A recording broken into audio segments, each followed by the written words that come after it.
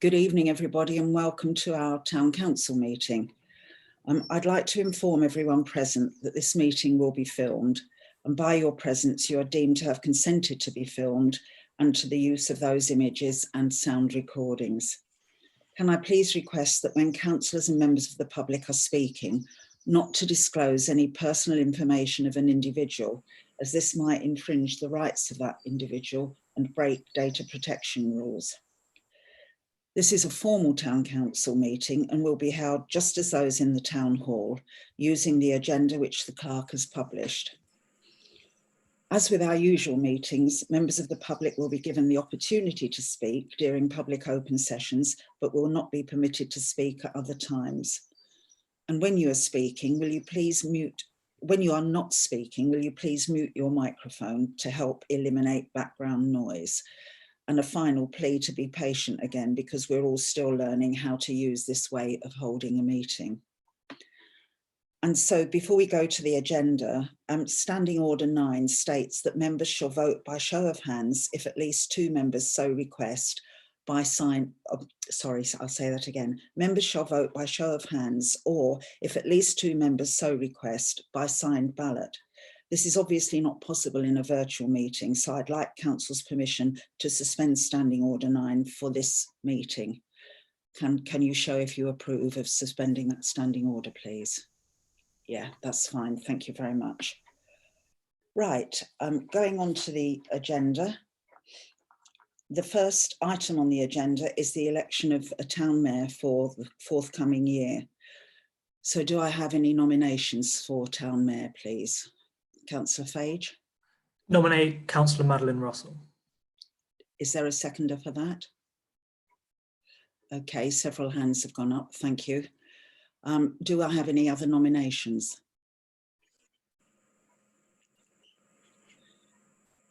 No more nominations. Thank you very much for giving me the honour of being mayor for a second year. And I will now put on the chain.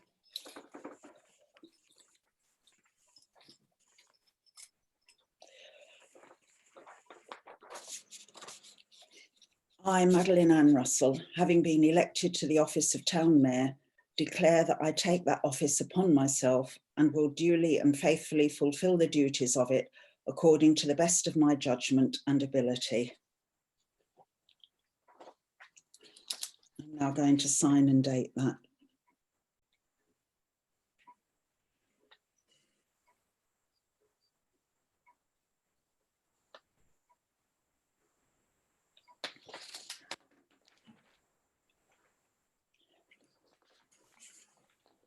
The next item is the election of the Deputy Town Mayor. I would like from the Chair to nominate Councillor Grant Fage. Is there Second. Thank you. Yeah. Do I have any other nominations? Congratulations, Councillor Fage. You've been elected as Deputy Mayor for the forthcoming year. Thank you. And thank you everybody for your support. So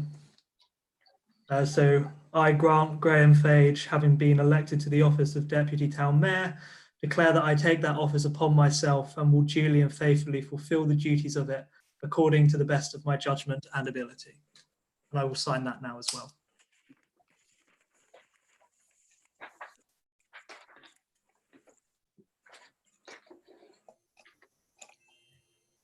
Okay, thank you.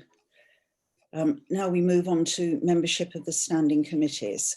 I think the best thing to do is, I've got lists here and I've had lots of corrections from people. If I go through the list for each committee, will you please tell me if somebody has been omitted or somebody is on the list that shouldn't be? So I'm starting with F and GP, and the councillors on that committee are Councillor Alban, Councillor Bond, Councillor Grant Fage, Councillor Knight, Councillor North, Councillor Pullinger, Councillor Ramsey, and myself, Councillor Russell. Is that the correct list? Yeah, okay, thank you. Public land and open spaces. The councillors on the committee are Councillor Brown, Councillor Grant Fage, Councillor Leslie Fage, Councillor Mark Foster, Councillor Frank Foster, Councillor Knight, Councillor North, myself, Councillor Russell, Councillor Strawn and Councillor Thomas. Are there any corrections to that list? No? Okay. Town Centre Management.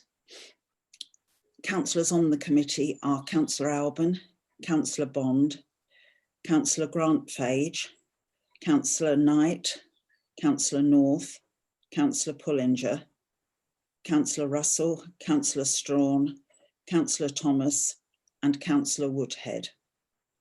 Are there any corrections to that list? No? Okay. Personnel Committee. Councillors on the committee are Councillor Mark Foster, Councillor Frank Foster, Councillor Knight, Councillor North, Councillor Pullinger, Councillor Ramsey, Councillor Russell, Councillor Strawn, Councillor Thomas and Councillor Woodhead. Are there any corrections to that list? Thank you very much. And Appeals Committee. The councillors on the Appeals Committee are Councillor Alban, Councillor Bond, Councillor Brown, Councillor Grant Fage and Councillor Leslie Fage. Are there any corrections to that? Okay, so are we happy to proceed on that basis with that list of committees? Yeah? Move it. Thank you. So now we go through the process of each committee appointing a chairman and a vice chairman. So I'll go through the committees again, and will the members of that committee please nominate their chairman and vice chairman? So first of all, Finance and General Purposes. Councillor Pullinger. Yes, nominate. I'd like to nominate Councillor Ramsey. Do I have a seconder for Councillor Ramsey? Yes, I second that. Thank you. Do I have any other nominations? Thank you. So congratulations, Councillor Ramsey. Thank you. Chairman of F&GP. Now we have the post of Vice Chairman. I'm going to do both for one committee at once, if that's all right with everybody. Can I nominate Councillor Pullinger, please? Thank you. Do I have a seconder? Thank you. Do I have any other nominations? Thank you. Congratulations, Councillor Pullinger. I'm now moving on to Public Land and Open Spaces. So do I have any nominations for Chairman of PLOS? Councillor Leslie Fage. I'd like to nominate Councillor F. Foster, please. Thank you. And a seconder, please. Thank you. Are there any other nominations? Congratulations, Councillor Foster, you're Chairman of PLOS. We now have the Vice Chairman role. Nomination for Vice Chairman, please. Councillor Foster. I'm sorry, you're muted, Councillor Foster. Could you? Oh, Councillor Foster's having difficulties with sound. Could I have a nomination, please, for Vice Chairman? Councillor Grant Fage. Nominate Councillor Leslie Fage. And a seconder, please. Yes, I second that. Thank you very much. Any other nominations? No. Okay. Congratulations, Councillor Leslie Fage. Town Centre Management. Could I have nominations for the chairman, please? I nominate Councillor Grant Fage. Thank you. And a seconder, Councillor Knight. Yeah, thank you. Any other nominations? Okay, congratulations, Councillor Fage. I'm now moving on to Vice Chairman. Do I have nominations for Vice Chairman of TCM, please? Councillor Fage. Nominate Councillor Mark Knight, please. And a seconder, please. Yes, thank you. Any other nominations? Congratulations, Councillor Knight. Personnel Committee. Nominations, please, for Chairman of Personnel Committee. I'd like to nominate Councillor Woodhead, please. Thank you. Do I have a seconder for Councillor Woodhead? Yes, I've got a seconder. Do I have any other nominations? No. Okay, congratulations, Councillor Woodhead. Nominations for Vice Chairman of Personnel. Councillor Thomas, please. A I'd like second, to nominate Councillor Thomas. thank you. A seconder, please, for Councillor Yeah. Thomas. Nominate. Second. So, yeah. Any other nominations for Vice Chairman of Personnel? Okay, congratulations, Councillor Thomas, Vice Chairman of Personnel. We now come to the Appeals Committee. Do I have any nominations for the Chairman of the Appeals Committee, please? And I understand that Councillor Alban doesn't wish to continue, so Councillor Fage? Nominate Councillor Brown. Councillor Brown, would you like to take on that role? Are you happy to accept the nomination? Yes, I'll accept it. Thank you. Do I have a seconder for Councillor Brown, please? Thank you. Do I have any other nominations for Chairman of Appeals? Congratulations, Councillor Brown. You're now Chairman of Appeals. Do I have nominations for Vice Chairman, please? Vice Chairman, Councillor Fage? I'm trying to think who's on it. Nominate Councillor Bond. Yes. Yeah, correct. Okay. I nominate Councillor Bond, whether he likes it or not. Are you content with that, Councillor Bond? Yes. Nod your head if you are, please. Yeah, thank you. Do I have a seconder for Councillor Bond, please? Yeah, okay, thank you. Any other nominations for Councillor Bond as Vice Chairman of Appeals? Councillor Brown, did you wish to say something? No, okay, thank you. Congratulations, Councillor Bond, you're Vice Chairman of Appeals. So I think we've now completed item 5. We now have to go to Biggleswade Joint Committee to elect 4 members to sit on the committee and 2 substitutes.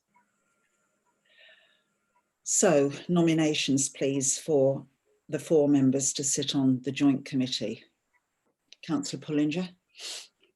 Can I nominate Councillor Russell, Councillor North, Councillor Ramsey and Councillor Knight as the 4 members of the joint committee? Councillor Russell, Councillor North, Councillor Knight and Councillor North. Sorry, I've lost the Russell, other. North, Ramsey and Knight. Yeah, thank you. Sorry, Councillor Ramsey. I'm not writing quickly enough. Do we have any other nominations for a place in the joint committee? No, I'm not getting any signals. So those 4 councillors are nominated to be our representatives on Biggleswade Joint Committee. We need 2 subs for this committee. I nominate Councillor Pullinger. Thank you. Do I have a seconder for Councillor Pullinger? Thank you, yes. A second sub. I think Councillor... Sorry? Nominate Councillor Alban. Councillor Alban, yeah. Yeah, okay. Do we have any other nominations? Thank you. So our 2 subs on that committee are Councillor Pullinger and Councillor Alban. Thank you very much. Now we come to the appointments of representatives to outside bodies. 3 members for voting at the AGM of the Bedfordshire Association of Town and Parish Councils. Could I have nominations, please?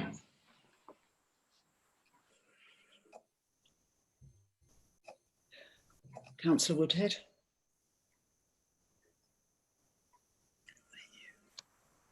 Are you going to speak, Councillor Woodhead? No, sorry, I was just about to nominate myself. Sorry, I thought that was sufficient, but I think that was one of the nominations. But I don't know. Okay. Nominate Councillor Woodhead, Councillor Thomas and Councillor Knight. I'll second that. Yeah. Yeah. Are there any other nominations? Thank you. So Councillor Woodhead, Councillor Thomas and Councillor Knight are the voting members for the AGM of the Bedfordshire Association of Town and Parish Councils. Excuse me, Mayor. Yes? Do we have a substitute for that? I don't think we do, but I'll just No. ask. No, Thank you. Okay. but I should say that I'm a member of the county committee of the Bedfordshire Association, but that's appointed by the AGM of BATPC, not by individual councils. I'm moving on to the Twinning Committee. A nomination, please, for the Twinning Committee. I'd like to nominate Councillor Woodhead, please. Thank you. Do I have a seconder for that? Thank you. Any other nominations? Okay, so Councillor Woodhead is on the Twinning Committee and we need a sub for Excuse that. me, You need to talk. Kevin Brown. Yeah, I'd like to nominate David Elbow Thank you. What for the for the twinning, as opposed to the sub? for the twinning, yes. Yeah, okay. Do I have a seconder for Councillor Alban? Okay, thank you. So we have a vote for this now then, because we have one person on the Twinning Committee and then a sub. Although if two people are interested, I would hope that at some point we can ask the Twinning Committee for two representatives. Councillor Alban. If it helps, I won't accept the nomination, but I'm happy to go forward as a substitute if the council is happy. Is everybody happy with that? Yeah. Okay, so we have Councillor Woodhead on the Twinning Committee and Councillor Alban as sub. And as I say, hopefully Councillor Alban can go along to those meetings. The Fenreeves as a proxy voter for the Town Council, because we have two common rights. Nominations, please. I'd like to nominate Councillor Bond, please. Thank you. And a sub, please. Sorry, a seconder, please. Yeah. Yeah, thank you. Any other nominations? Okay, thank you. So Councillor Bond is our representative on the Fenreeves, and we need a substitute for the Fenreeves. Nominations? Can I nominate Councillor North, please? Thank you. Are you seconding that, Councillor Ramsey? Yes. Thank you. Any other nominations? Okay, so Councillor North is the sub for the Fenreeves. We now move on to the Biggleswade Greenwheel Development Group, and I need nominations for two places on that committee. Can I nominate Councillors Pullinger and Bond? Thank you. A seconder for Pullinger? Yeah. Thank you. Yeah. Any other nominations for that group? Okay, so Councillors Pullinger and Bond are on that group, and we need a substitute for that group. Can I Nomination. nominate Councillor M Foster, please? Thank you. The seconder? Yeah. Thank you. Any other nominations? Okay, so Councillor Foster is the substitute. And our police liaison officer. May I have nominations for a police liaison officer, please? Councillor Strawn, please. Thank you. Seconder? Thank you. I'm assuming Councillor Strawn, you're happy to continue. Very happy, thank you, if the council wants me. Okay. Are there any other nominations for police liaison officer? Congratulations, Councillor Strawn. Thank you. And we need a sub for that role. Nominations. Nominate Councillor Leslie Fage. Thank you. Seconder, please. Seconded. Thank you. Any other nominations? Okay, congratulations, Councillor Leslie Fage, for that. Now, the next one, the Sir John Cotton Educational Foundation, of which I am a member of that trust anyway, through another role, but I'm trying to sort out with my fellow trustees exactly how many members we need to have on that trust. And at the moment, we've still got Councillor North as a formal trustee, but the council last year appointed Councillor Woodhead. So I'm trying to look into this and sort this out with fellow trustees. It's a small trust and it usually only meets once a year. But if council would be willing, I would be grateful if this item could be deferred to a subsequent meeting until I've had chance to get agreement from other trustees. Is council happy with that, please? Yes. Okay, thank you very much. And then the last one on the list is the Wind Farm Grant Panel. Nominations, please. Nominate councillor Ramsey and councillor North. Thank you. Seconder, please. Thank you, Yes. yes. Any other nominations? No, okay. So councillor Ramsey and councillor North are on the Wind Farm Grant Panel. I think we've covered everything. So thank you very much for that. Right. The next item on the agenda is apologies for absence. Do we have any apologies? I'm not aware of any. No? No, we haven't got any apologies, thank you. Do we have any declarations of interest? No, I'm not getting any indications. So no pecuniary or non-pecuniary interest in any item on the agenda. Town Mayor's announcements. I don't have any announcements to make. So I'm now moving into the public open session. Sorry, I'm just getting my papers straight. Into the public open session. This is a chance for members of the public to address the council or ask questions on any item on the agenda. Normal procedure will apply, each speaker to be named, and that will be recorded in the minutes unless that person requests otherwise. Each speaker will be allowed 1 3-minute slot, and there'll be a warning after 2.5 minutes. So could I have from members of the public an indication if they wish to speak? You'll need to use your electronic hand because councillors can't see you, nor can I. All I can see is a list of names. So do I have any members of the public who would like to speak?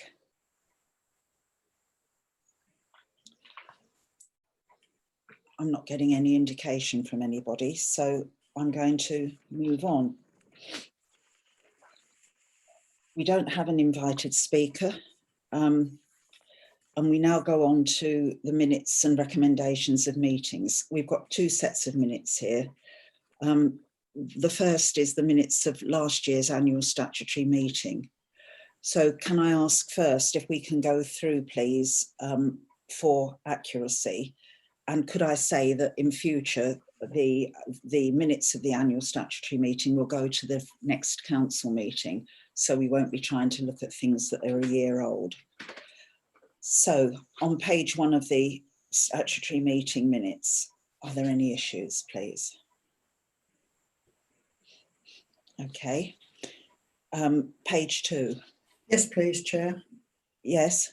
Item F, 5F, F and GP, the chair should be H Ramsey and not D Albone. Yeah. And the vice chair should be D Albone and not D Strawn. Okay, thank you. Thank you. Councillor Frank Foster. Okay, anyway, I'm back with you now. Public land and open spaces, it shows myself as chair, which is correct, but it shows Councillor Strawn as vice chair. That should be Councillor Leslie Fage. Okay, thank you.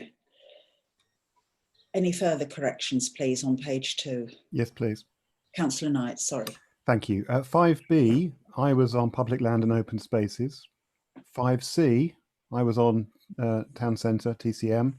And 5E, I was on appeals, at least until I was co-opted onto personnel. I think somebody had it in for you, Councillor Knight. I think they did.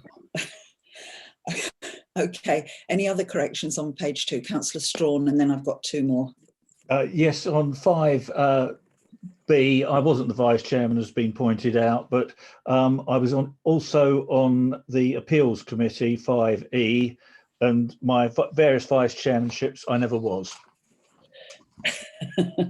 Okay, so we take out any vice chairmanships for Councillor Strawn.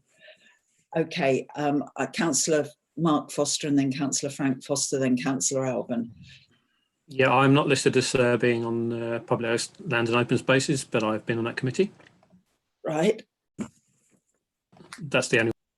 Thank you. Councillor Frank Foster. On G, for each committee to appoint a vice chair, the F&GP shows Councillor Strawn as the vice chair, and that of course is Councillor Leslie Fage. Thank you. Yeah. And public land and open spaces, it's a very popular person. Councillor Strawn is also shown as vice chair on that, which also isn't the case. So it's on F&GP, sorry, and public land and spaces. He's not vice chair on either. No, okay. I've now got F&GP as Councillor Alban and public land as Councillor Leslie Fage. Okay. Councillor Alban, did you want to still come in? Yeah, my two penneth is item C. I was on town centre management, and I'm not listed. Okay, thank you. Anything else? No. So Councillor Grant Fage next. Yeah, I was on F&GP, whichever item that is. Sorry, I don't think my name is listed, but I was on F&GP. Okay. Right, Grant Fage.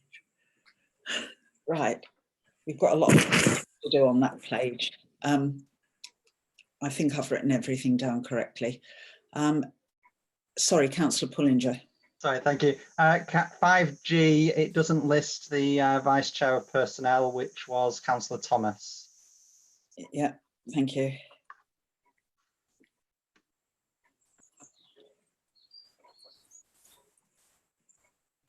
Okay. Councillor Alban again. Yeah, I think I'm right in saying that public land and open spaces, Councillor Brown was on that and he's not listed. Yes, I think you're right there. Anything else on page 2? We finally right. We'll get all those corrections made. Right. I'm on page 3 now for accuracy. Are we all right for page 3? Okay, page 4. Page 5.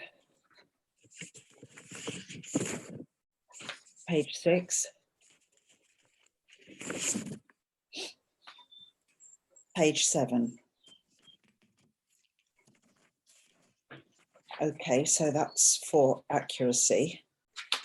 And I'll come back to those for matters arising in a moment. So I'm moving on to the council meeting on the 12th of May. And first for accuracy, so page 1 of the minutes.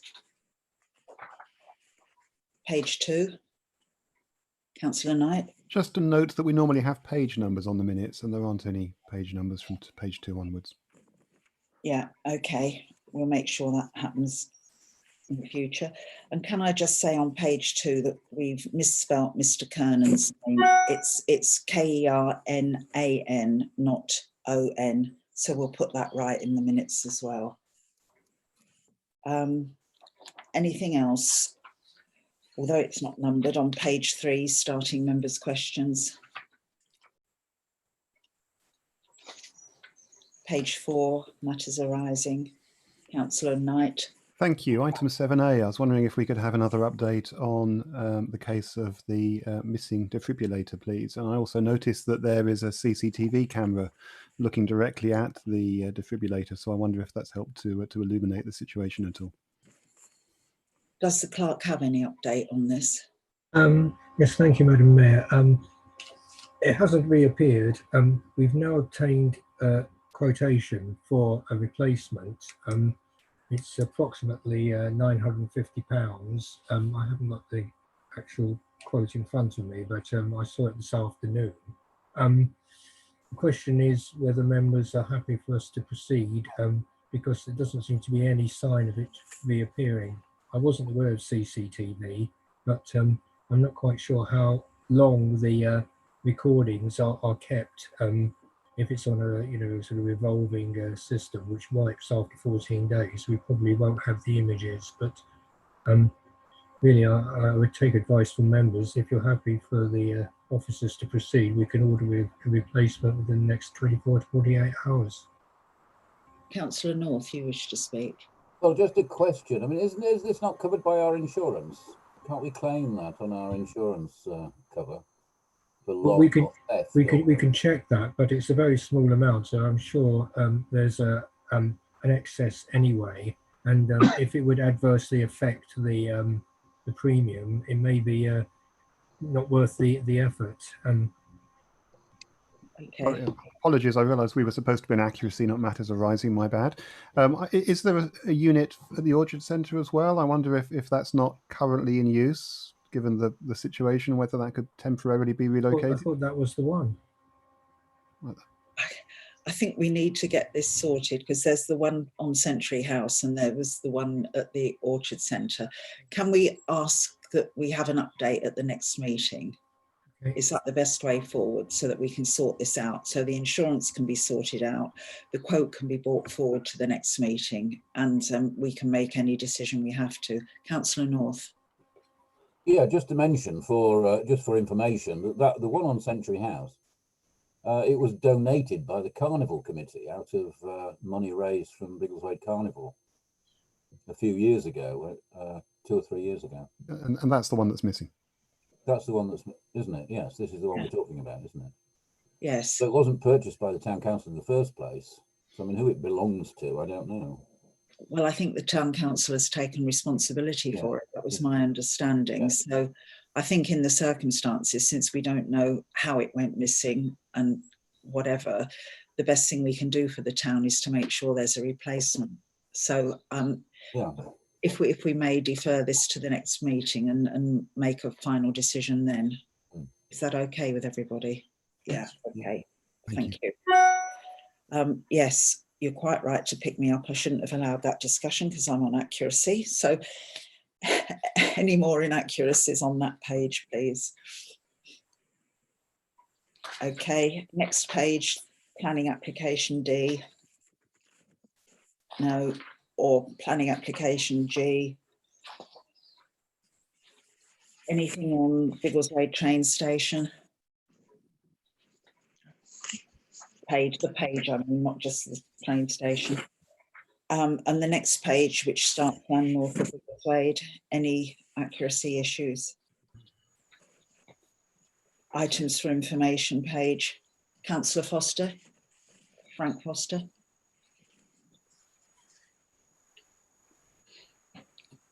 Councillor Foster, you wanted to come in?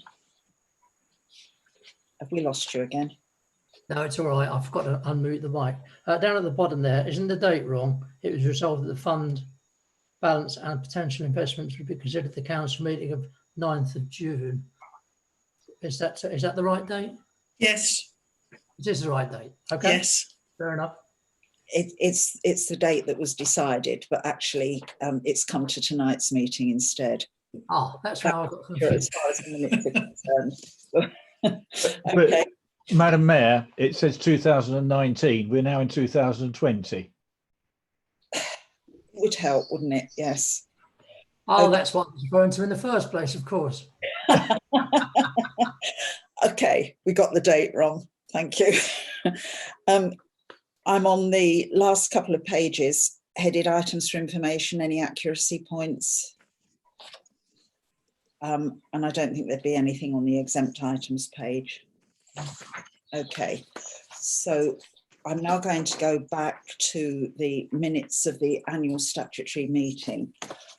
Is there anything there that anybody wants to raise a matter arising on, please?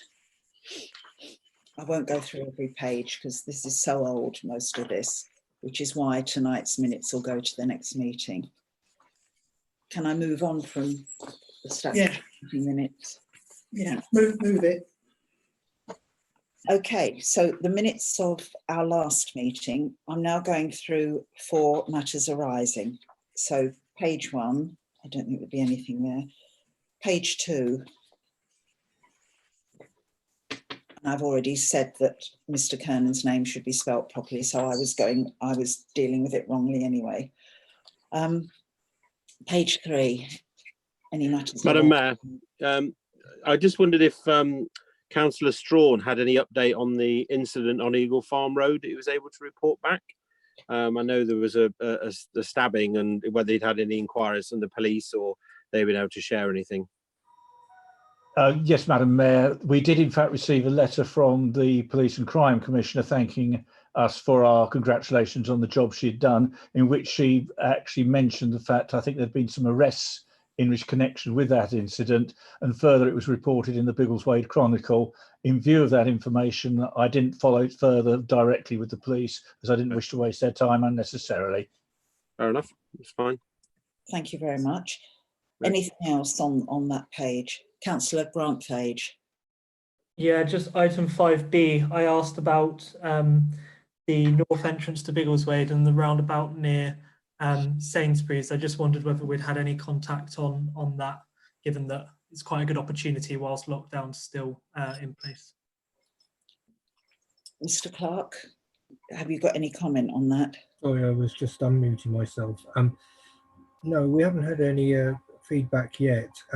What I've asked, just as a general point, the works manager to do is to provide a programme of works which take into account a number of things that need to be done, and we need to prioritise, and that will be on the list. Okay, thank you. Was Councillor Foster wishing to come in? Yeah, it's just a minor. Yeah, it's just a minor thing. I just noticed a typo in there with North Hill Parish Council's got 2 H's on 5B. Just a minor thing. No, we've dealt with that, but it's just I thought I'd mention. Thank you very much. Okay, the next page. Any other matters arising? No, because it's all. I think it's all planning applications. And the next page is planning applications.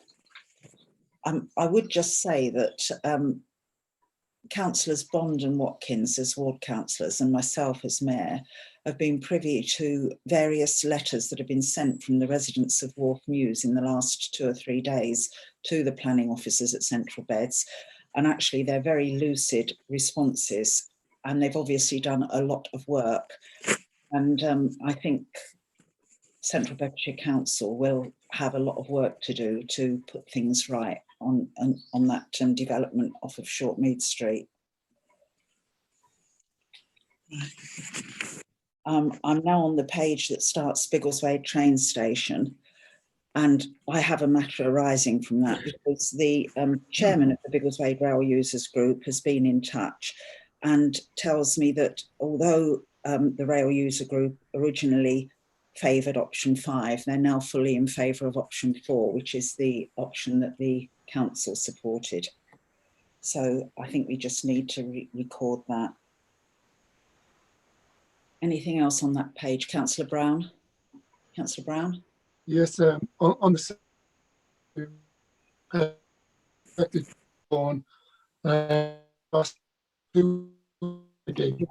I'm sorry, Councillor Brown, you're was responsible.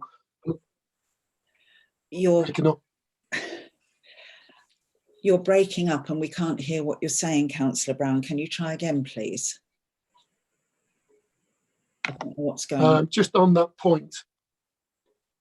Yes. I think praise is needed for Alistair Burt MP and Julian Vaughan go down as a matter of record.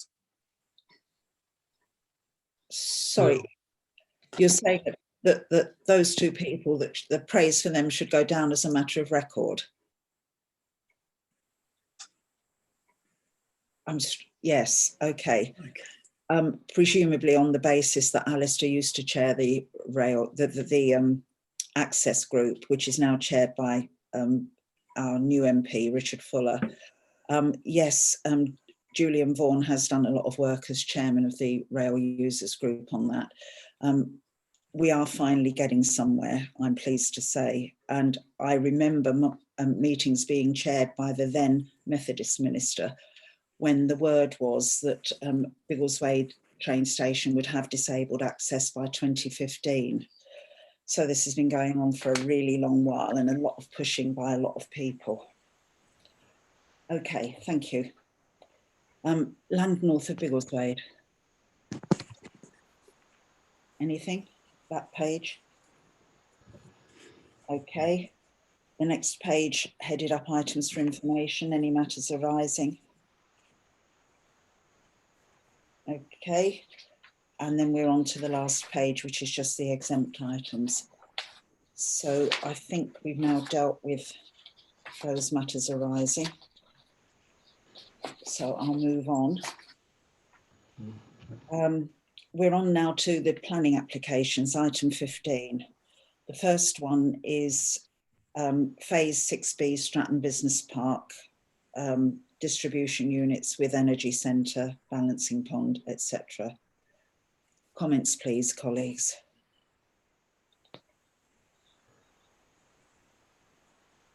Anything?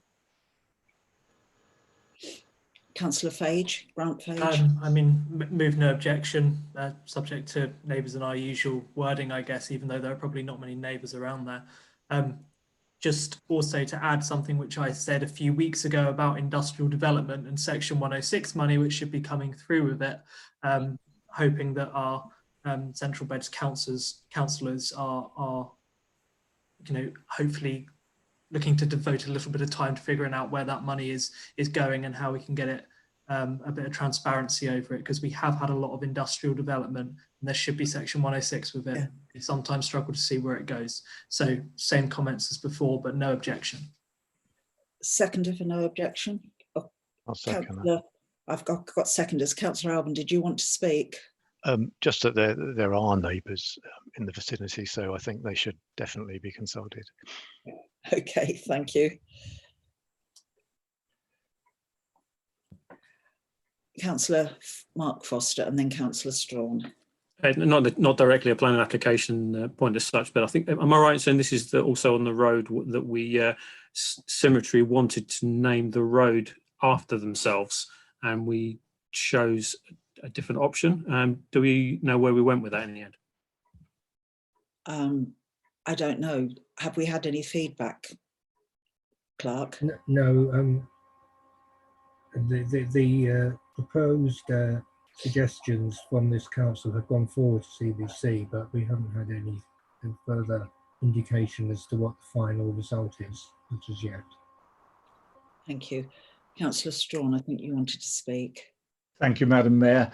I think we should also take into account some of the comments that have been made in connection with the consultation on this, because there is apparently a bridleway that runs across that road, and there needs to be ensured that there is a suitable access, because there's going to be a lot of traffic down there when you look at the number of vehicles or parking spaces there are. There's about over 100 spaces for HGVs for off that development. So I think that it's important that Central Beds takes into account all the road traffic movements that they're going to be there. There's been a transport statement and the figures don't entirely stack up to me in terms of the volume that will be coming out from those units, because they're absolutely massive. So I want Central Beds Council to ensure that there's appropriate crossing for the bridleway. Also, there is recommend talking about access. They're talking about cycleways, etc., and that should be included. This may well come into Councillor Grant Fage's idea of what the Section 106 monies are going to be used for. Okay, so we've got a proposal for no objection, but talking about Central Beds needing to ensure that there's appropriate crossing for the bridleway, and also to look at the access, the amount of traffic, and whether indeed cycleways will be provided. Councillor Ramsey. Would it be useful at this point to ask Adam Oczewski at Central Beds if he is planning to reroute the bridleways round there, because they have done a lot of work in that area, rerouting different walkways and cycleways. If there is a plan ahead for them to actually reroute the bridleway, then that might be solving the problem. I think we can certainly add that to our comments. Given what we've discussed, can I have a show of all those in favour of no objection, but with those caveats, please? Yeah, I think that's unanimous. Thank you. The next one is land off Saxon Drive, discharge of various planning conditions following the outline planning application for 200 residential dwellings. Do I have any comments, please? Councillor Strawn, then Councillor Alban. Do we know exactly what those planning conditions are that are being removed? Because I looked it up on the CBC website and there was no information. I don't know whether anybody does. I certainly don't. Councillor Alban. Yeah, it's well, it's what is it? 2, 4, and 5. I can read these out if you can bear me doing that. But number 2 is details of the layout, scale, appearance, and landscaping, including boundary treatments, shall be submitted to and be approved in writing by the local planning authority.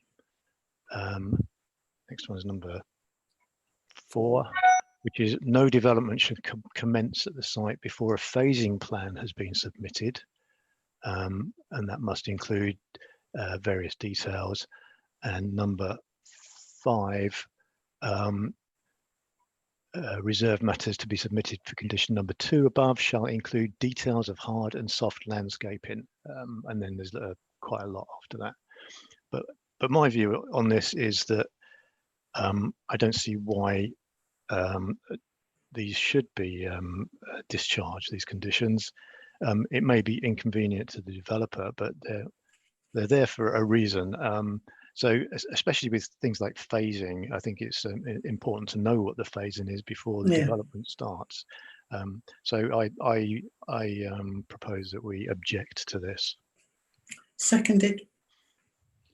Okay, so we object to the discharge of those conditions. Any further comments? Councillor Grant-Fage. Yeah, I was just going to say we've seen similar things like this. I'm not sure whether the Shortmead Street application and some of the stepping around, how should I put it, the conditions which are in place has happened on other applications, and we don't want it to happen this time. So maybe we could actually strongly object to this, because the conditions are there for a reason. This is a major application which is going to fundamentally change that part of our green space. We don't think it's unreasonable for them to adhere to all of the conditions originally. So I think we should actually strongly object and be very clear about that. Councillor Alban, are you content with that? Certainly, yeah. Okay, so all those in favour, please, of a strong objection to the discharge of these conditions. Thank you. Thank you very much. That's unanimous, with the exception of Councillor Bond, who can't predetermine with his role on the planning committee.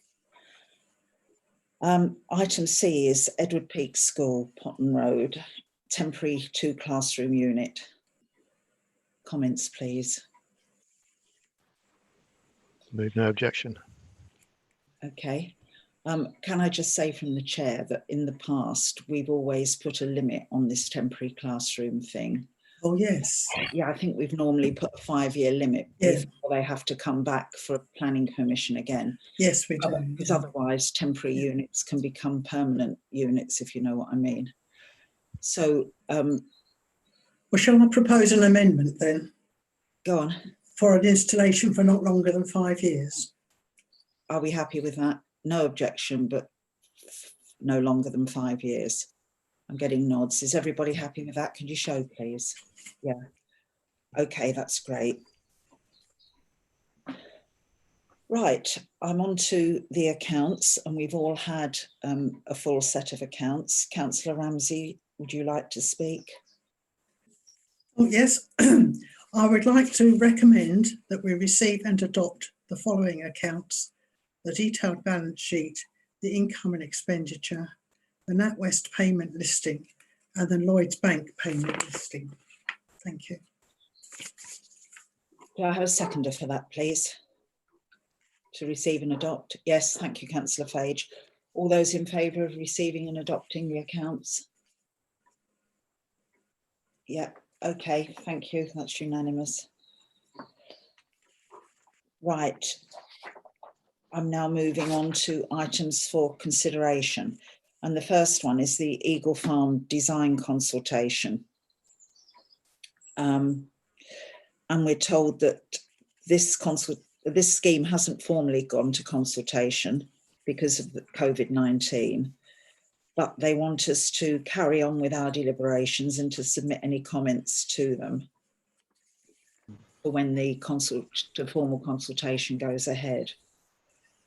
So we have a new plan which shows the whole length of Eagle Farm Road. Comments, please, councillors.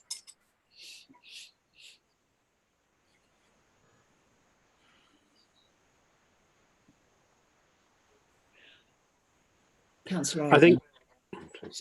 Sorry, I saw Councillor Alban first. Yeah, well, there doesn't seem to be much in the way of parking down there at all. It's mostly yellow lines and double yellow lines at that. So it's severely reduced. It looks as though it severely reduced the parking down there, and that road is quite busy on Saturdays when the football is on, and there's quite a few vehicles parked down there associated with that activity. So I don't know where they would go. There would be nowhere at all for them to go. So it just seems excessive to me. Yes, Councillor Woodhead wanted to speak. Yeah, no, I partly share some of Councillor Albone's concern. It does seem quite excessive, but I know it does get very busy down that road. My question was a slightly broader one about it may not be appropriate, but equally that junction just coming off Eagle Farm Road onto London Road is horrifically busy and quite dangerous in some ways. And I just wondered if some of this can be looked at in conjunction with this as well. I don't know, but it's something that, particularly now the bulk is one way and Drove Road, and it does shove a lot of traffic onto that junction and when London Road is quite busy. So it's just something I think needs to be taken into consideration in conjunction perhaps with the existing plans, because I'm sure one is slightly connected to the other in terms of people trying to come out of Eagle Farm Road as well. Yeah, I wouldn't want to delay a sensible parking scheme for Eagle Farm Road personally, because I know there have been problems with buses going to and from the school, and there was one day when the buses could not get down Eagle Farm Road and kids were quite late home from school.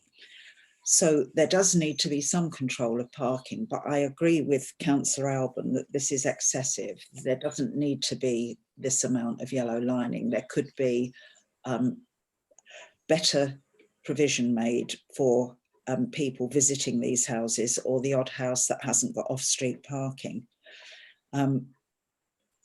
So I think Councillor Woodhead is quite right about the junction, but maybe we should write to, I think it's Councillor Ian Dalgarno who is in charge of all of this. I think we could write to him separately and ask about whether there are going to be any plans come forward for that particular junction. Yeah, that would be very helpful if we could do that. Yep. Thank you. Councillor Ramsey. I think I've previously suggested it for this road, but can we not just have restricted parking so that one side of the road you can't park between, say, 10 and 1, and the other side would be the afternoons? So that at any one time, one side of the road will remain clear.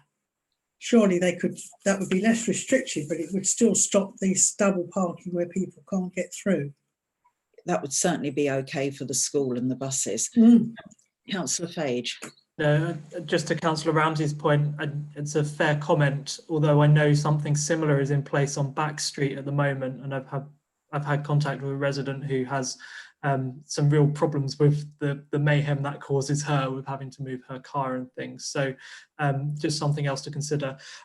One thing I might like to add, also related to Back Street as well, actually, because we had a similar application 3 years or so ago, changing the parking there, and we were never really clear about how many parking spaces were going to be in place. Like, I agree, looking at this document, that the double yellow lines looks a little bit over the top, but I do think we need something in writing about how many parking spaces we're actually looking at here, so that we can make a decision based on numbers rather than sort of rough drawings and kind of guessing how long things kind of are. I think we need that in writing, and we need it from highways. Okay. Councillor Alban. Yeah, I agree with that point. Also, some of the parking areas that are marked out, there are driveways there also, so they're not all be usable for parking. So yeah, if we could know the numbers as they are now, I know it's difficult to estimate, but what they will be as well. So what the reduction will be. Also, they're all double yellow lines, and I wonder if that's necessary for weekend activities and evening activities as well.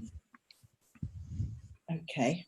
Councillor Knight, you wanted to... Thanks, really, just to agree with the points that Councillors Albone and Ramsey have made, that double yellows does seem a little restrictive. Evenings, weekends, presumably there are very clear times where access to the school and buses and coaches is required. And outside of those times, it could be a little bit more permissive. Okay, so is the best thing to ask the clerk to write with all of these issues rather than to give our final comment on the consultation, particularly since it's not formal consultation yet? So we will write with all our concerns and ask whether parking on one side morning and then the other side afternoon has been considered, the numbers of spaces proposed versus the numbers now, and do they all have to be double yellow lines? I think they were the points that were being made. So we'll write to the highways people without giving the final response to the consultation. Is that okay as a way forward? Yeah. Are we all happy? Thank you. Right, I'm on to the council meeting schedule, and whether we continue as we are or try and go back to something more approaching normality. Councillor Fage. Thank you, Madam Mayor. I've been giving this quite a lot of thought, actually, because what with the lockdown, it's provided me with a little bit more time to do some thinking about what we should be doing as a council, how we should be operating. And I don't know whether others have had similar thoughts, but this is kind of the perfect opportunity to do so. I have real problems with the way our committees operate. I've said this in the past, and it was partly what prompted me through F&GP to propose individual committees reviewing their finances, for example, because the way I view them, and I don't know about others, is I think they're a great vehicle for delivering what council should be focusing on and really pushing through our agenda and getting stuff done. And I just don't see them doing that at the moment. I haven't seen them doing it in my time on council particularly, which is a shame. I guess the key thing here is we now have what I think is a pretty unique opportunity. We've just elected new chairman, we've just elected new deputy chairman. Our strategy document, which we have as a council, only has a few months left on it. We have a real opportunity now to rethink the way our committees operate, what their priorities are, what needs to be addressed, and to do that on a committee by committee basis. And I speak as someone who has experience in a deputy chairman position where, and this is not a criticism of the chairman or of any staff, but it just was what it was, that I certainly felt that as deputy chairman, I had very little visibility beyond what a normal member would have. And I don't know about others, but I think that probably needs to change. And now, if ever, is the perfect opportunity to do that. So look, I'm going to make a proposal, which is I honestly don't think that now we should be looking to move back to a system which doesn't really work particularly well, or which is probably at best suboptimal, at worst, is kind of holding us back a little bit. So look, my proposal is that we take a couple of months to have an informal meeting of each committee to really rethink what are their priorities, what should they be addressing, what do they want to deal with now whilst lockdown is still ongoing, and what do they want to delay and really focus on when our staff get back into the office, maybe August, September time, or whenever that is. because this is the only opportunity we have to properly reset what our priorities are. And I don't think a formal meeting of a committee is really the way to do that. At least I haven't seen any evidence that it is so far. And so my proposal is that we have an informal meeting of each committee, and we potentially then revisit this perhaps mid-August to reconsider moving back towards the full schedule, but only after those informal meetings of each committee have taken place. I think that's a good use of staff time. I think it's a good use of our time. I think it gives us a really unique opportunity to reset the purposes of these committees and start them working properly in a way that they perhaps haven't been over the last few years. So sorry to sound negative, but that's what I'd like to propose. Do I have a seconder for that? Councillor Bond, do you wish to speak, Councillor Bond? I'd like to second the proposal. It seems to make a lot of sense to do this as we speak now. We're not yet back to full council and the flexibility we have with our normal meetings. So I'd like to second the proposal by Councillor Fage. Thank you. Who else would like to speak? Councillor North? Councillor North? Yes, thank you, Chairman. Yeah, well, I have no objection in principle to Councillor Fage's proposal. I mean, it obviously is sensible. As he says, it's an opportunity. We've been disrupted by this virus business, and there's no harm in having a rethink. And it is the end of the strategic period anyway. So, but just in terms of getting things done, I mean, I think it's always been, in my experience on the council, it's always a problem to get things done, not because people don't try to get things done or don't want to get things done, but because somebody objects to it. And it's very easy to stop things being done. I mean, often not everybody agrees unanimously on a particular issue, and it's very easy to stop things being done. And I mean, I could cite several examples of this over the years. And that's the problem, because we are all equal as councillors. And the committees have certain delegated responsibilities, but that's the committee as a whole. The chairman of a committee has no executive authority. I mean, even the mayor has no executive authority, or not really, very limited executive authority. And certainly the chairman of committees have no executive authority at all. So it's all very well, it's fine and good, great. Let's come up with lots of ideas and priorities and all the rest of it. But to try and get them through is easier said than done, I would suggest. However well articulated they are, or however wonderful the ideas are to get them out, it will continue to be an issue, a problem, and a challenge to get things actually put through, as long as nobody has executive power, and that is just built into our constitution. There's nothing we can do about that, is there? No, I think it's built into parish council constitutions. Councillor Pullinger. Thank you, Madam Mayor. So I agree with much of what Councillor Fage says around us having an opportunity to review how we as committees operate. I do believe we've got an opportunity with coming to the end of the current strategic cycle and needing to set a new strategy. I completely agree that committees need to set their priorities and work to their priorities, and that there are changes that are required to the ways of working of committees and to make them more effective. However, I disagree with the mechanism to achieve that. I do not think that having a continued hiatus in terms of formal committee meetings is going to achieve anything. I think we need to restart our committee meetings, but at the same time, we need to acknowledge as a council that we do need to make some changes. And I would suggest that we ought to have a working group to look at how our council committees operate. Some things that Councillor Fage has mentioned, I think, would be quick wins that working group could quickly, within the next 1 month or 2 months, could bring back to council in order for us to adopt. But in the meantime, I think we ought to be meeting as committees and driving through what business we have in those committees. There's a few decisions that have already been made by this council around things that we want the different committees to work on. So, for example, each committee focusing on the finances of that committee. We're coming into a new financial year. We need to be in a position where the committees can interrogate their accounts for the new financial year from the beginning of the financial year, and not get to the position where we're 3 months into the year and we've not properly interrogated the accounts that are coming through.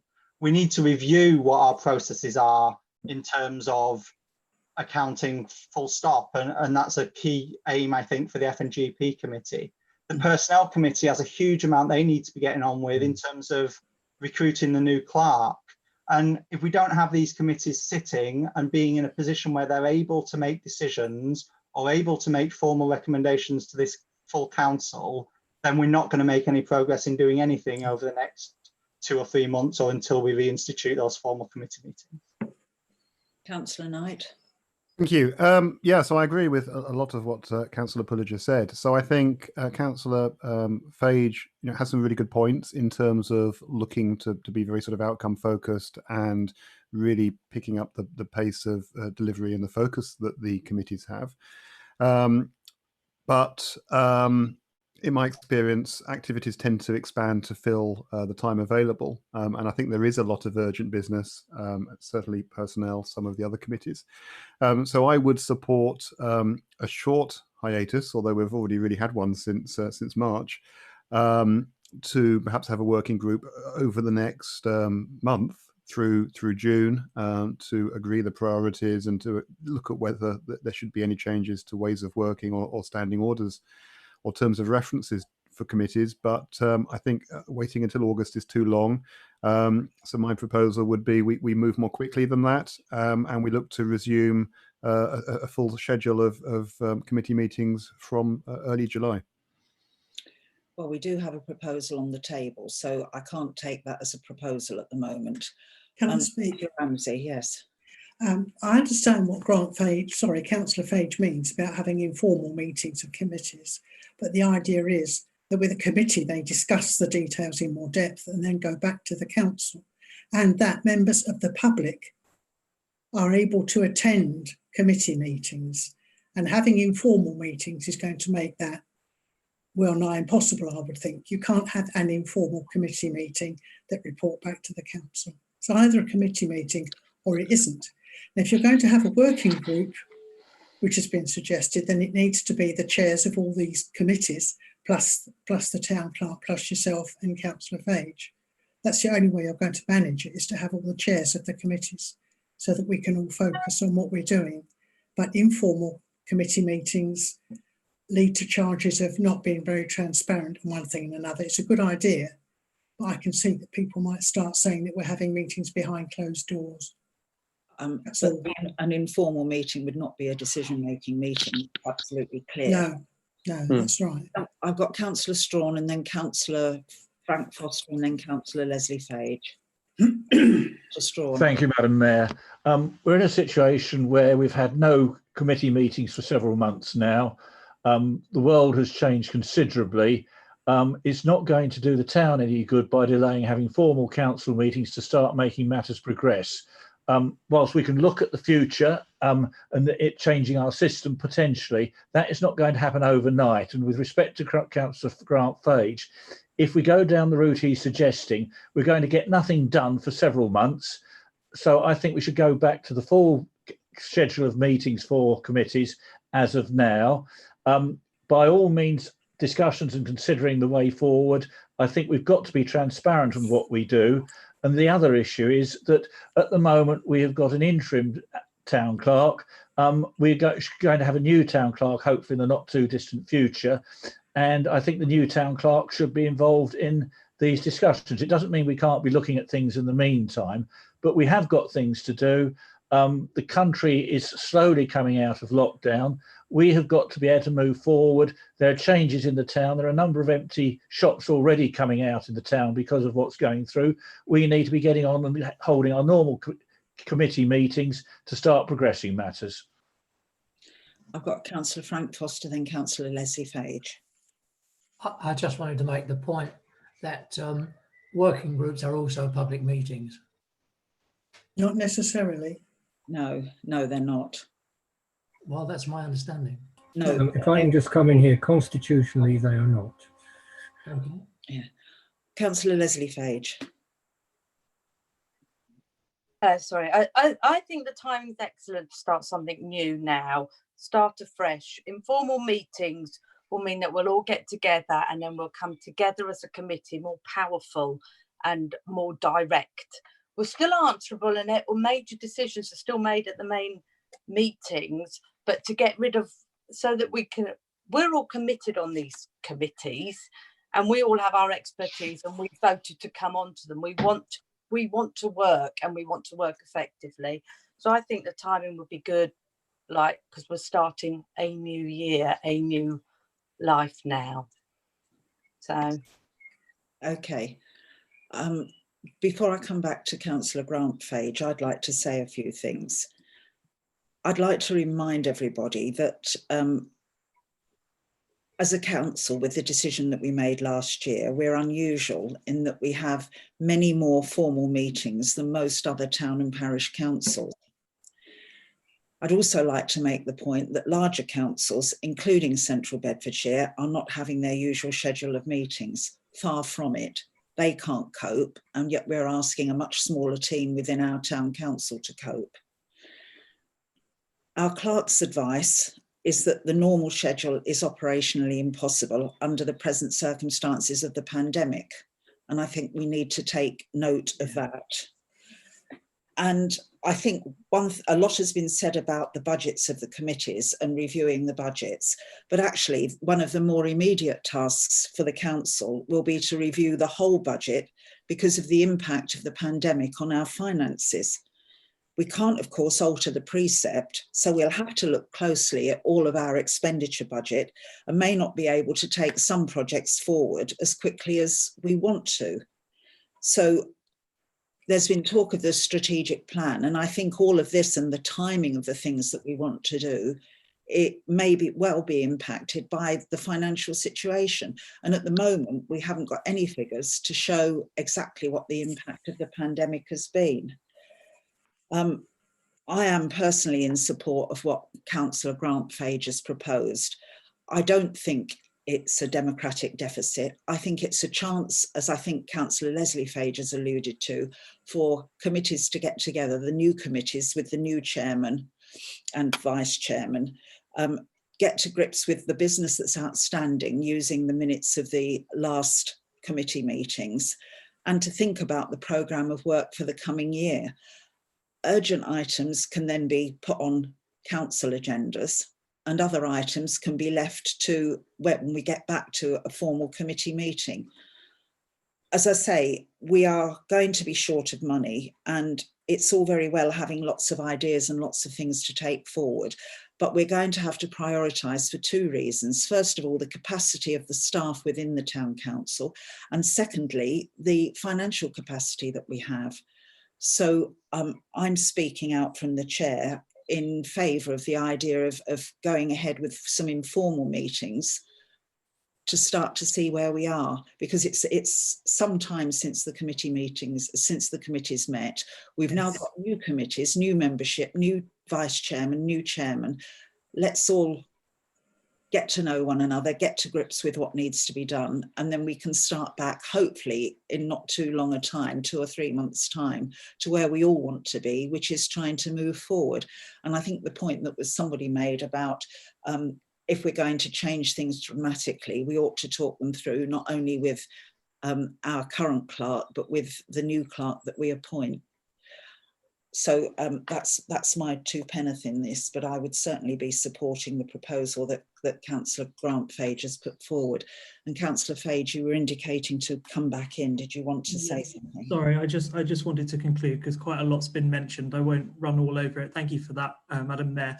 I was also going to say that I think the acting clerk wanted to come in as well, but it sounds like you've just added his piece as well. But the key thing is here that under the status quo, our committees are not operating the way they are, as in the way that they perhaps should be. So if I look at TCM, which I deputised last year, and this is not a criticism of any member of staff or any chairman or any committee member, but we have had the taxi rank fall off the agenda. We have had the decluttering fall off the agenda. We have never even had on the agenda the fact that we have hundreds of thousands of pounds section 106 for the town centre to spend on the town centre. And it is not undemocratic for a chairman to want to consult with the whole committee and the staff about which of those things we should prioritise. On the contrary, it would be undemocratic to go ahead with a formal meeting and the chair to just decide what they want on the agenda, which is how it works at the moment. I think this is the only opportunity we're going to have to properly rethink our priorities. And I will leave it at that, but the proposal I think has been seconded. So, and I've listened to what everybody said, and there are some good points and it's fair and nothing is perfect, but I think this is a sensible way to proceed. Does anybody else wish to speak? Councillor Knight.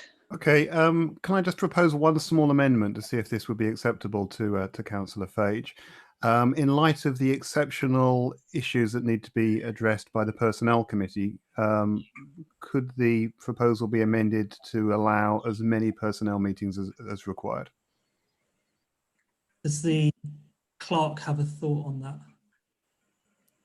Can I ask, is there anyone willing to second that before we... I'll second that. Thank you. Okay. I have a number of thoughts, actually. We have a number of staff who will still be working from home because of relatives, members of the family who are vulnerable or extremely vulnerable. We have vacancies within the council staff, both in the outside public realm staff and in the office. We have a number of other issues which we need to deal with, particularly the changes in the guidance and regulations that are coming from central government concerning the relaxation of the lockdown, which cannot be done just like that. We have to look at those regulations. We have to, as has been said in the advice from NAUC and PTC, that we have to do risk assessments. There's a lot of work that has to be done and has been done by very hard-working officers, often working longer hours from home than they would actually in the office, to get where we are. We're on pretty well a cycle where to get the agendas out. Philip, you've gone. Philip, can you hear me? Oh, we've lost the connection. Sorry, Philip. Yes. Can you start? You were going to say something about getting the agendas out and then we lost you. Yes. Sorry, I have an unstable internet connection, but can people hear me? Yes. Yes, thank you. I'm terribly sorry. You know, this is one of the problems, obviously, working from a home hub. But yes, we are under a great deal of pressure to get agendas out on time, and that's something I always hold as being sacred, that we must give the statutory notice of all agendas. It is actually physically impossible to institute a full committee system. Having said that, it is important to get the views of members, and I appreciate that, and I think that's absolutely right. And the proposal, you know, to really deal with matters informally, because we still have transparency, because anything that has to be resolved can come to a council meeting. And also, this is where I would invite members to actually consider what are the real priorities between now and, shall we say, August, September, against long-term priorities. Your officers are also working very hard to do all the risk assessments that need to be done in order to move back to a more normal, a new normal, if we want to use that phrase, and also to make sure that things that need to be done are done. The question of which committees, if any, should meet, I think would make it really difficult for us to deliver the wishes of council if you take that view. it is comfortable at the moment for us to be dealing with 2 meetings a month, given the circumstances and the weekly guidance that is changing from central government, which is important and often requires a lot of research. The 20-minute, half-hour statement by the Prime Minister doesn't give you half of it.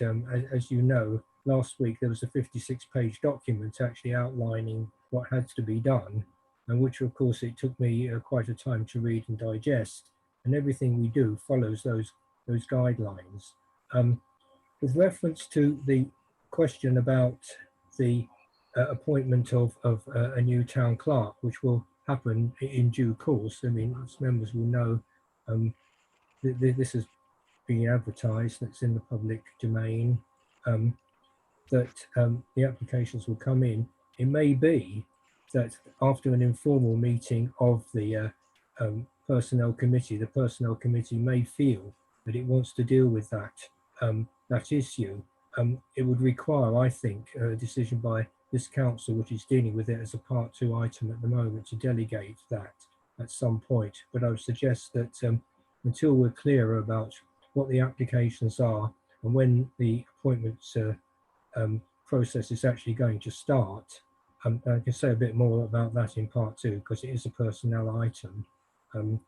That the suggestions that perhaps you would like to meet informally and decide what your immediate priorities are, given that, as I've said also, that your key members of staff, particularly the 3 managers, have been working on what their priorities are. I've already mentioned the works manager and his scheme as to what needs to be done when we've sorted the cemeteries out, which was the first priority, and what needs to be done around the town on the riverside and other things that have been mentioned.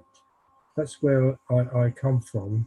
I can't really advise you to go for full committees at this stage because it, quite frankly, Madam Mayor, is not deliverable while we're still not in a full unlockdown, if I can use that phrase.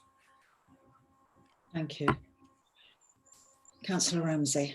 So if we have informal committee meetings, obviously we can't make any decisions, but we would be able to map out what we see the priorities for that committee. And Yes. then when meetings do come back, we would know where we were going with it. Yes. I think also that it would enable us to put together a framework based on what the committees say for our new strategic plan. Yeah. And when we can get back to formal meetings, all of that can be put together properly. So these informal meetings, it would be really nice if they were down the pub, but I take it they're still going to be on Zoom. Yes. I think so. Oh. Unless there's some sort of unexpected announcement on Thursday. All right, okay. So I think we have the proposal on the table that each committee should meet informally to look at the things outstanding from the previous year's work, to look at what it wants to do in the next year, and to try and put some sort of priorities together.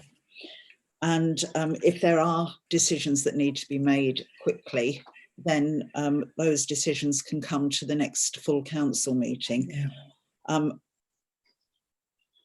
I mean, Councillor Knight said about the personnel committee. I think probably the first committee that needs to meet informally would be the personnel committee. And then we would go through the other committees. And I think this has to be set up as and when people are available. And we'll see where we get to at the end of that, because this item can come back on the agenda, possibly at the first meeting in July, I would think, when we know more about where we might be going. So I've added that last bit about a review myself, but otherwise it's Councillor Fage's proposal. Mm-hmm. All those in favour, please.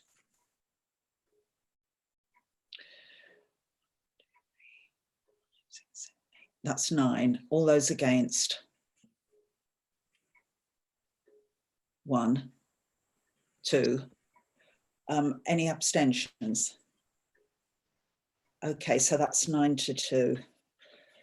So we will have a round of informal meetings, for the new committees to start to work together to pick up from where things were left at the end of the last committee year, and to think about the priorities for the future.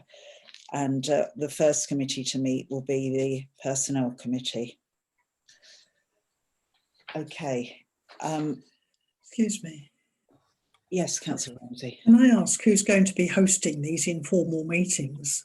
Does the chair have to host these meetings informally, or is that out of order and that Node need to do it for us? Node won't need to do it, but the town council has a Zoom account and it will be done formally through the town council. Okay, that's fine. Right. Okay. Okay. I'm moving on now to item 17C, because actually we've got two Bs. So item 17C, which is council investments. And we've got in front of us the investment policy that we agreed previously in council. And Mr. Clark, do we have an update on where we might be with some of the figures on this? Because the figures were as at December, and the figures will be different now. Mr. Clark. Yes, thank you, Madam Mayor. I mean, what I would say is that basically the policy was what was decided by the town council, as I said in the agenda. Obviously, the figures were those that held at the time that the Treasury Management Policy was written. And as you can see, that was written in December, and this was actually approved in January.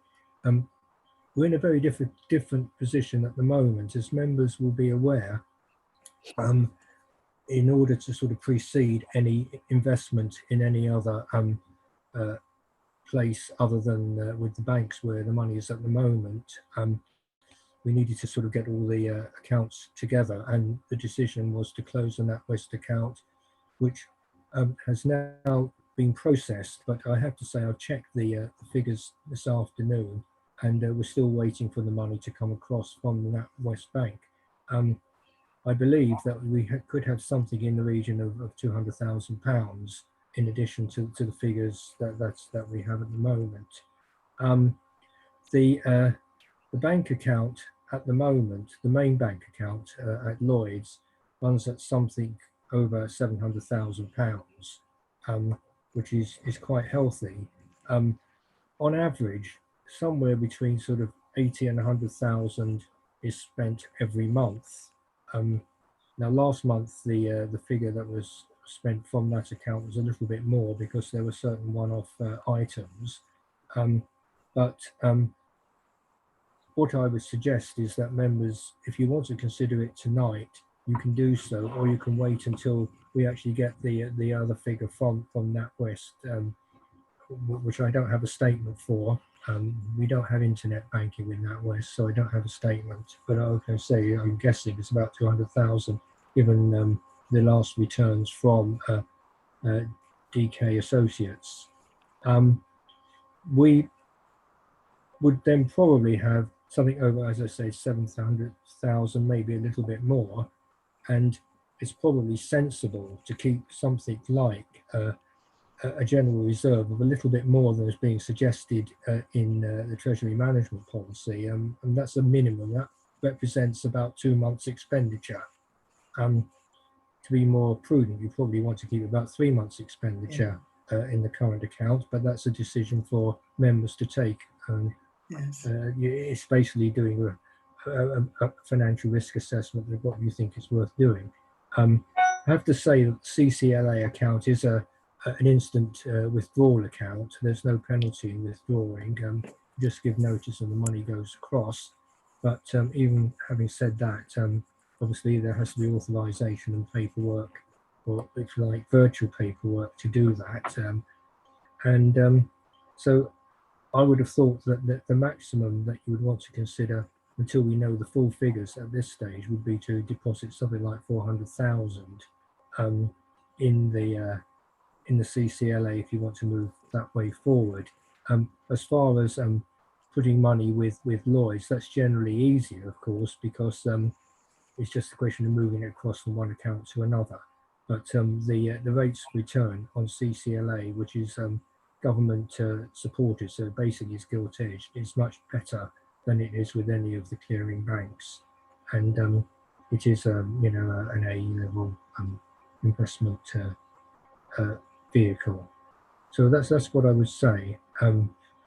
That is my view, and what we then have to probably do is to draw down each month 100,000 or thereabouts, which if the money went in June, that would take you down by another maybe 300,000 to the end of September, when the next tranche of the precept comes in, and that will come in at about 500,000 or thereabouts, and you can then decide, or indeed it may be a committee that decides by then that the next level of investment with CCLA will then be placed, and then a similar drawdown.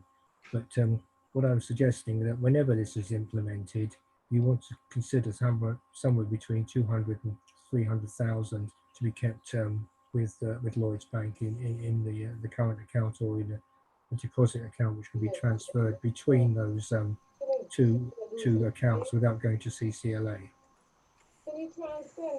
Okay. I think one decision we could make is that we keep £300,000, the equivalent of 3 months' expenditure, current account. Is that something that we can make a quick decision on, to keep the 3 months' expenditure at £300,000? Yes, I would propose that. Can I have a show of hands if you're happy with that we keep the 300 as working capital? So that's agreed, that we do that. The policy actually says that the town clerk has discretion to do this, and I'd like to suggest from the chair that the acting clerk, in conjunction with Derek Kemp, once we know the exact balances that are coming across from NatWest, should decide what to put on these investments and report to the next council meeting. Because we're not spending the money, we're investing it, which is obvious, and we're not losing any money unless we start to get into negative interest rates, but that's another thing that I don't really want to think about. But could I suggest that we ask the clerk to work with Derek Kemp and invest some of this money, because I know Councillor Ramsey has been very concerned about the amount of money for some time. So to invest some of the money and report back to the next town council meeting. Does that have a seconder from anybody? Thank you, Councillor North. Thank you. Yeah, I wasn't seconding it, actually. Oh, sorry, I thought you were, but I've had 2 other hands go up. Yes. Councillor North, you wish to speak? Well, yes, if I can just make a comment, just to pick up on a point that the acting town clerk made, when he said it's government connected. This investment fund, I don't believe it is connected to the government at all. Yeah. It's a charitable funds investment vehicle. And if the implication was that it's government guaranteed, I'm almost certain that is not the case, actually. Yes, it is government-backed fund. It is a government-backed fund. What, the CCLA thing? Yeah, it's a secure government-backed fund. Okay. Anybody else wish to speak? Okay, so can I put that proposal that we ask the acting clerk and Derek Kemp to go ahead and invest some money and report back to the next town council meeting with any issues that the council needs to think about, having made the decision to keep 300,000 as working capital? All those in favour, please. Okay, all those against? Nobody against. All right, so Mr. Clark, please can you go ahead on that basis with Derek Kemp? Councillor Ramsey, you wish to speak? Yes, I did. I would rather see the investment going into CCLA than into Lloyds, especially at this point. So I would rather invest it in CCLA than put a lot of money in with Lloyds. When you're discussing it with Derek Kemp, could you please make that point? Because the original point that was made all those 2 years ago now was for it to go into CCLA. I'm not sure where this Lloyd's deposit account has come from, but recently, having had to deal with Lloyd's in the way that we have and not got very far at all, I'd prefer to have the investment in CCLA because they say you can have the money out at sort of half a day's notice. So I would rather deal with them. Just to be noted, please. Okay, thank you. Perhaps you could discuss that with Derek Kemp when you talk to him.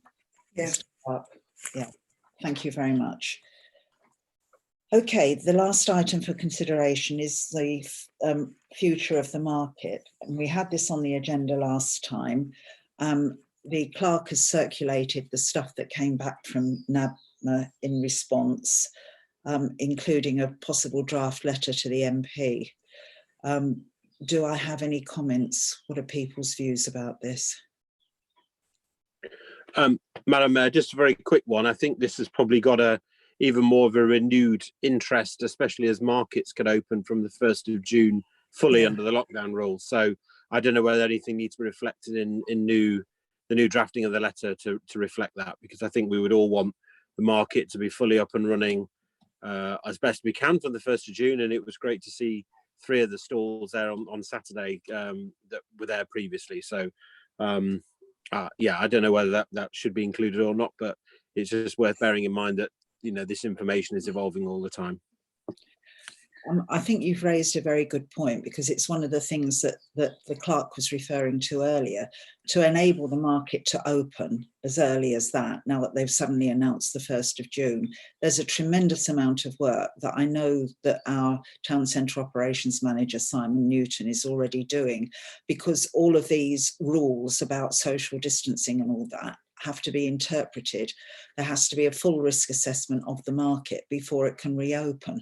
There's a tremendous amount to do on something that we all want. We've always supported the town market wholeheartedly, and it's going to take an awful lot of work to be able to open as quickly as the government has said. I don't think sometimes that the government realises exactly what they're asking in some of this.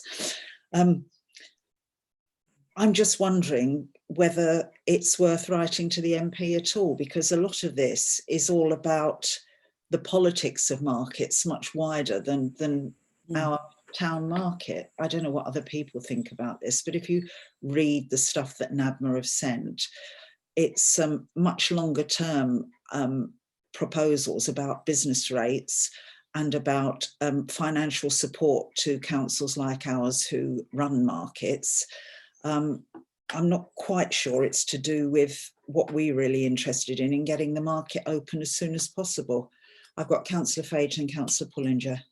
Yeah, I was going to say something similar actually, and I don't think this is particularly applicable to Biggleswade, particularly in terms of getting it up and running as quickly as possible. We know it was ultimately the choice of market traders not to come and trade during the lockdown period, which, you know, we respected and made arrangements for the 1 stall, now 3 stalls that do.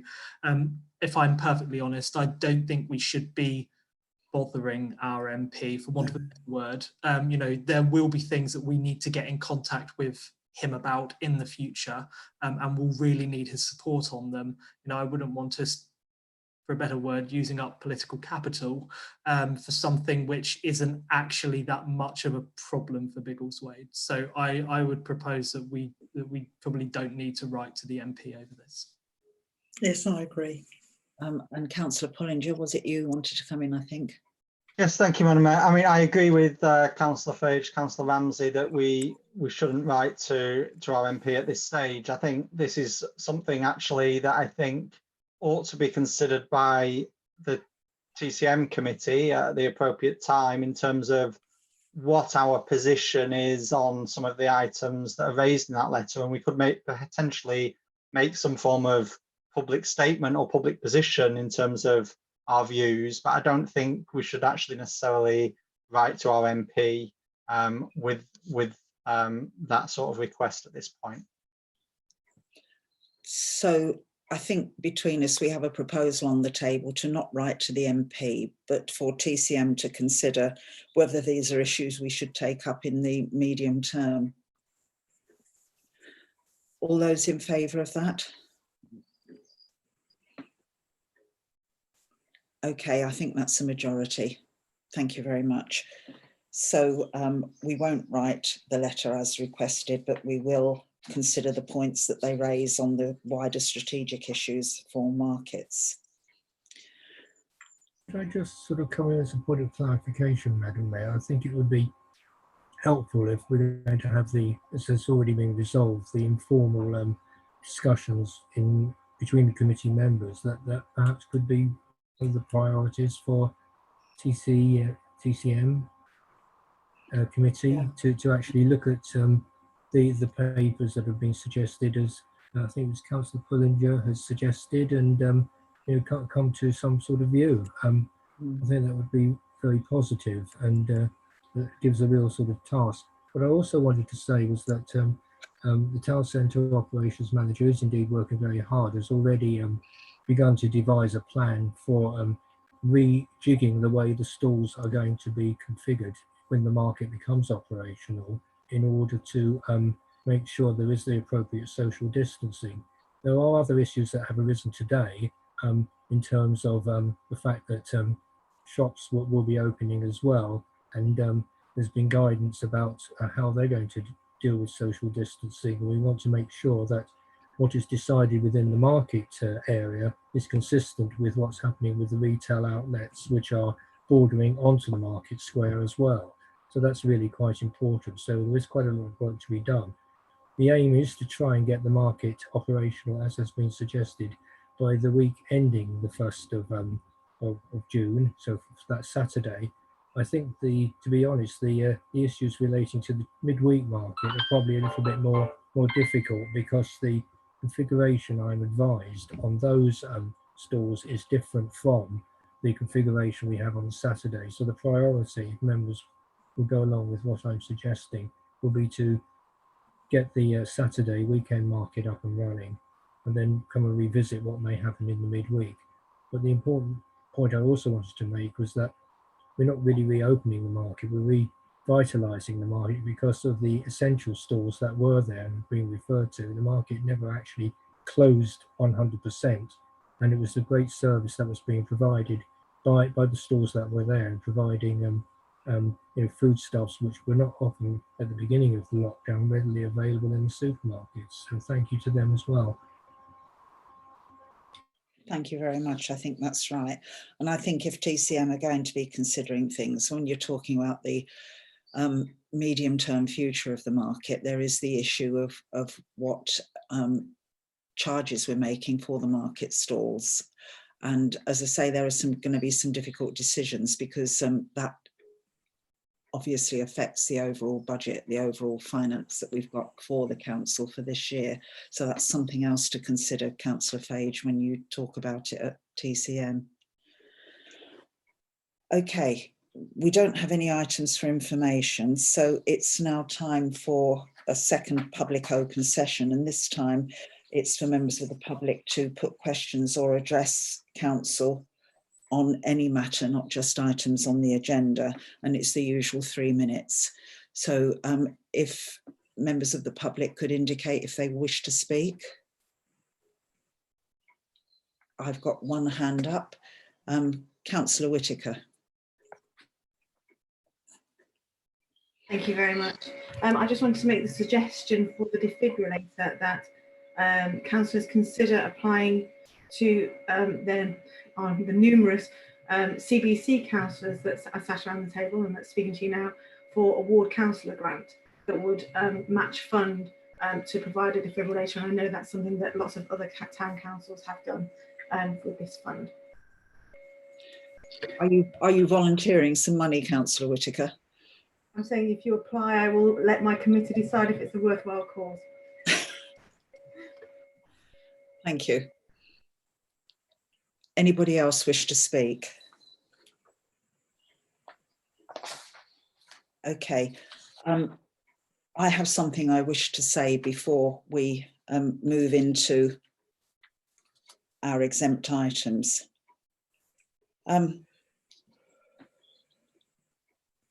Councillor Whitaker has accused me of slander, and she accused me at the end of the last council meeting. At the council meeting on the 10th of March, I said, Councillor Hayley Whitaker has apparently made a formal complaint to the monitoring officer at Central Bedfordshire Council and the local government ombudsman about the way that the town council is preparing a neighbourhood plan. The email I received from Councillor Whitaker immediately after the last council meeting on the 12th of May said, quote, "At no time have I made a formal complaint as you accused," with the word formal in bold. So the issue seems to be whether the complaint was formal or not. In that email, Councillor Whitaker went on to say, "I look forward to receiving a retraction of these false accusations and a public apology by the next council meeting." Councillor Whitaker made a recording of what I said on the 10th of March, and so presumably agrees with me that I said, quote, "has apparently made a formal complaint." First and foremost, it was apparent because of what she had posted on her Facebook page. On the 24th of February, she posted, quote, "I have contacted the CBC monitoring officer to raise these concerns," unquote. She later posted, quote, "I have already taken this to the monitoring officer, who has taken legal advice and devised a plan. If things continue unchanged, I will also refer to the local government ombudsman," unquote. I failed to see what the difference is between what Councillor Whitaker posted, quote, "raising these concerns with the monitoring officer," and a formal complaint. At the last meeting, Councillor Pullinger referred to Councillor Whitaker's Facebook page. However, in her email to me that evening, Councillor Whitaker went on, quote, "Councillor Pullinger's misplaced support regarding Facebook posts does nothing to support your claims, although it does a great deal to reveal your poor source," unquote. I am perplexed that Councillor Whitaker referred to her own Facebook page as a poor source. In another context, Councillor Whitaker's previous behaviour also led to the inference that it was a formal complaint. Last summer, when I was still chairman of the trustees at Stratton Upper School, and at the time when the school farm was being closed, Councillor Whitaker wrote to the Education and Skills Funding Agency, alleging that the trustees had misappropriated funds meant for the school farm. After the ESFA's investigation, the trustees were, of course, totally exonerated.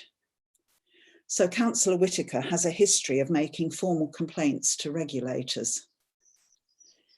Hence, given Councillor Whitaker's past actions and what she had posted on her Facebook page, it could easily be construed that she had made a formal complaint. In light of the above, I have to tell Councillor Whitaker that there will be no retraction and no public apology. Thank you, colleagues. And on that note, I'm now going to close this part of the meeting and ask councillors to reconvene for our exempt items in a few moments. Thank you. Good night, everybody. Good night. Good night. Thank you. Good night.